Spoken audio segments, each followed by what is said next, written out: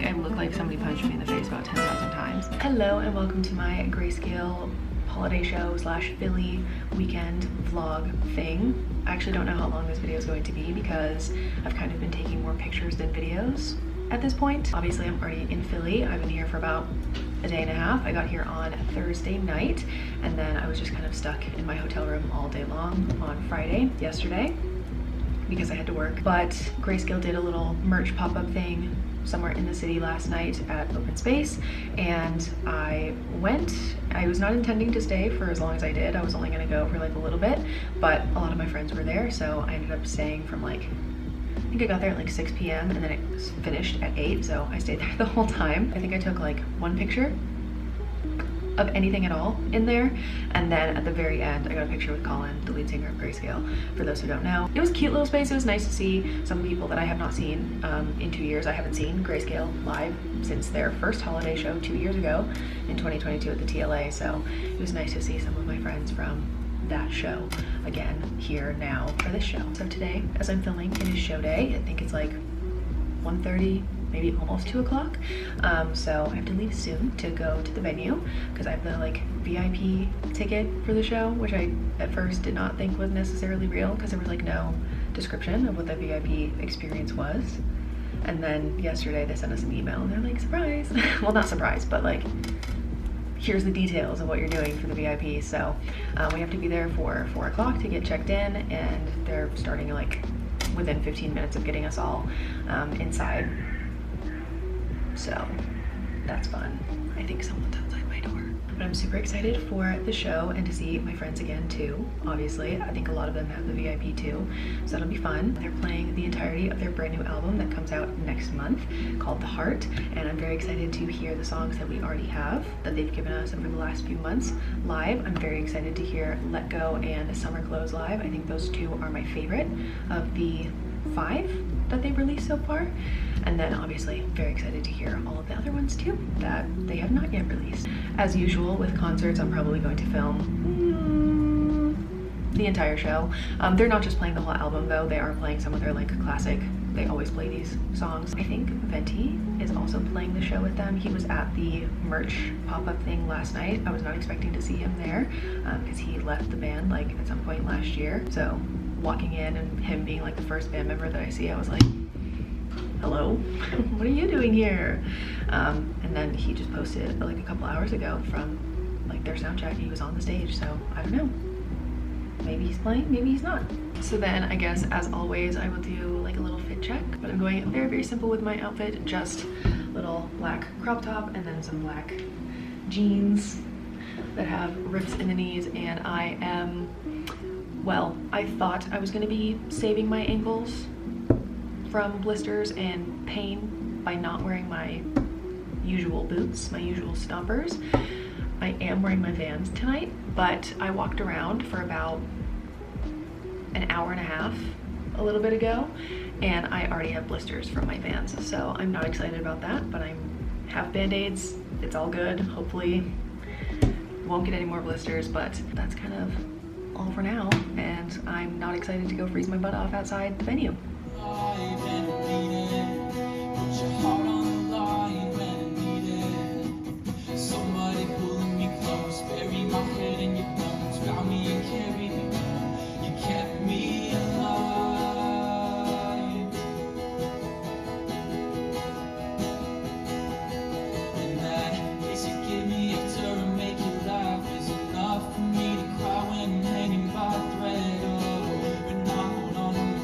That's irrelevant.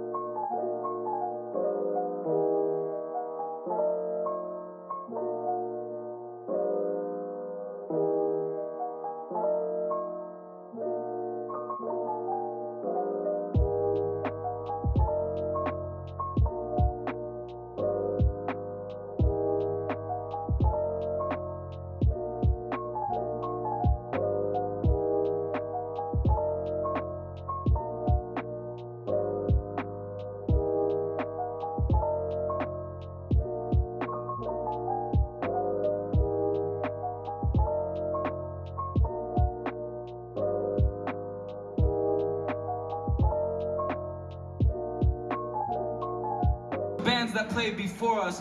First up, we had Bike Roots. Make some noise!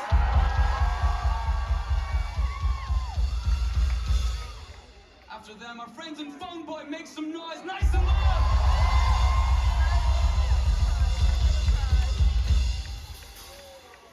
And Quarters of Change. Make some noise, Philly, come on!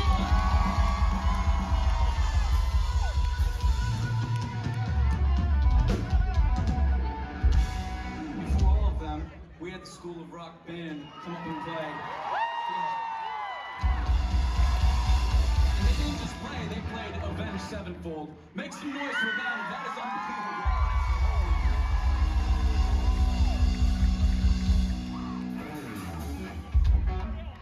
We have a friend up on the stage, his name is Nicholas Ventimore. Can you make some noise, please? Make some noise from our favorite Italian.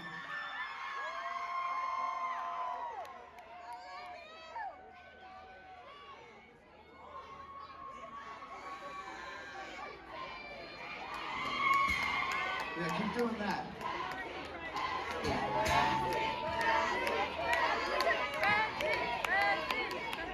This is a sing-along, you may know it. You probably should know it.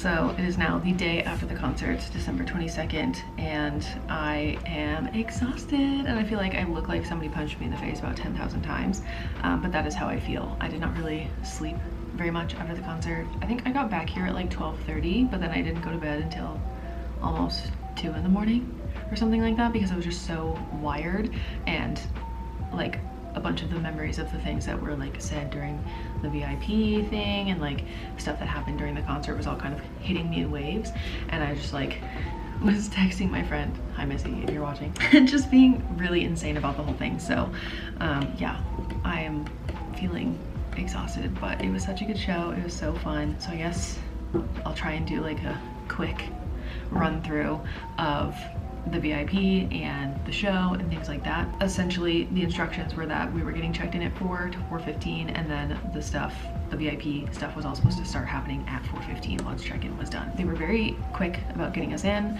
Grayscale were actually at the merch table, like setting it up as we were getting let in. So that was kind of fun. And then the email said that the experience was supposed to start at like 4:15 and last until 5:30, but it in fact did not start until 5 o'clock, and I actually don't know when we finished the VIP experience.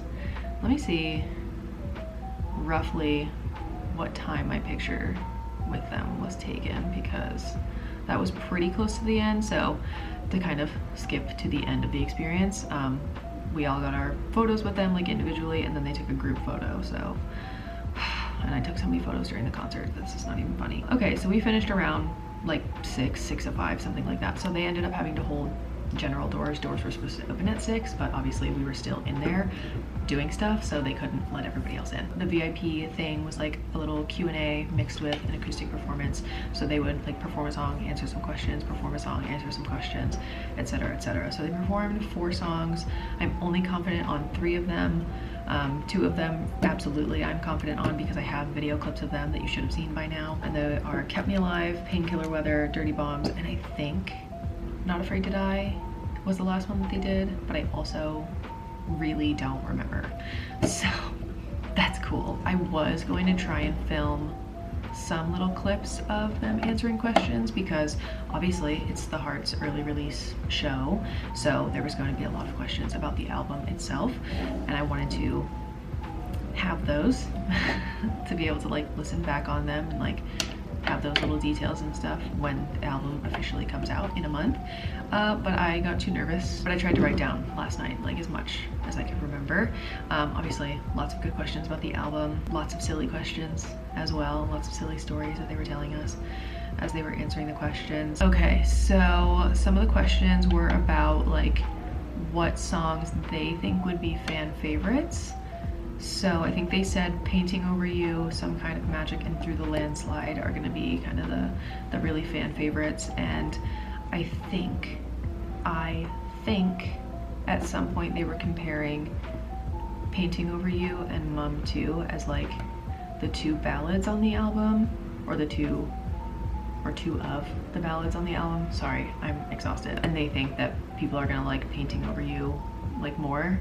It's gonna be like easier to listen to over and over again. And Colin specifically was like, Mum 2 is like not a fun time. Like you're not laughing when you're listening to that song. Like it's not fun to listen to. Apparently Some Kind of Magic almost didn't make the album, but I think they said their like photographer, Jacob Darby, told them to reconsider because he really liked it, and it ended up on the album. So everybody gave him a round of applause. And thank God, because that song was so fun live. Like I think I filmed part of it. I really don't remember. I have not looked through my videos or anything like that, but it was so fun. I think I'm most excited to hear that one. I almost said live. I just heard it live. I'm most excited to hear that one as the studio version. Call and Dallas a little bit were like jokingly, I think, getting annoyed at everybody like cheering for anything that Vino said or did. Like somebody asked a question that was like, what's your favorite ice cream flavor? And Vino said green mint chip, and everybody cheered for his, but nobody really cheered for any of the other guys' flavors. So Call was like, why are you guys cheering? Like, you guys need to stop doing that. It's so stupid. And then he started getting annoyed at Vino for specifically saying green mint chip instead of just saying midship.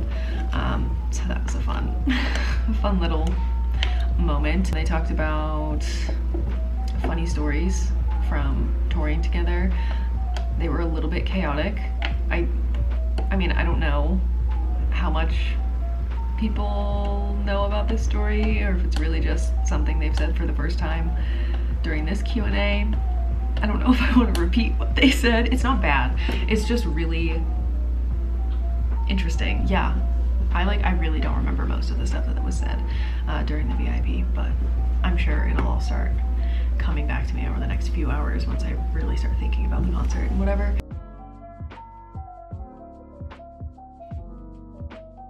So then after they answered all the questions and performed the 4 songs, it was time for pictures. So we all just got in a line and did our individual photos with the band. We obviously had to be very quick because we were running super late.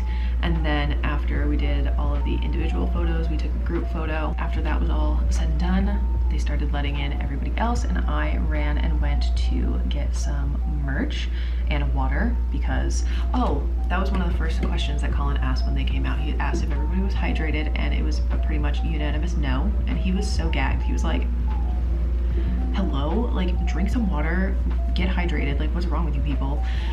So I listened. Anyway, so when I went to the merch table, I got one thing. This was something that I think was part of their Black Friday merch drop, and I was considering it at the time and then was like, no, I don't need that, it's okay. And then I came back to it a few days later and thought, okay, actually I do want this. And then it was sold out online. But they had it at the show. So it is this crew neck that looks like this. It's very soft on the inside and the outside, which I'm very excited about because sometimes like the inside of these things can be really soft and then the outside is kind of like scratchy and disgusting feeling. So I'm very excited about how soft it is overall. I'm very picky about materials that clothes are made out of, apparently. I always have been. So that initially was the only thing that I got, and then while I was there picking it up, their merch guy Kevin told us that there are going to be signed posters later. They just didn't get time before the VIP stuff to actually sign them, to have them ready for doors to be open.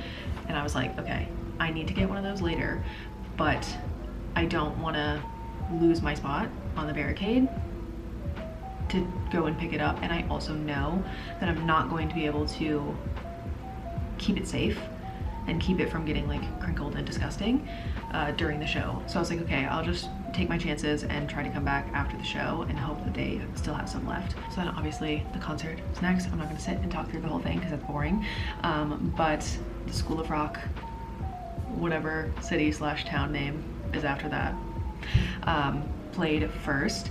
And I think they did maybe like 4 or 5 songs. I don't really remember. I think I took a video of like every song that they did, like just a little clip, but they were so good, and like it was just really fun, and everybody was vibing so hard. So I'm glad everybody in the crowd was being nice to them, because I don't know, it could be kind of intimidating to like perform for people who don't necessarily know who you are. So I love that. And then let's see, there were like 3 or 4 other opening acts, and they were good, definitely. And then I think it was around like 9:50 or so that Grayscale came out, and they started with Kept Me Alive and Through the Landslide, which I'm so excited to hear that one too. They've been teasing that like for months, and then they never dropped that one. They ended up dropping some other songs, but very, very excited to hear that one in the studio version once we get it in a month.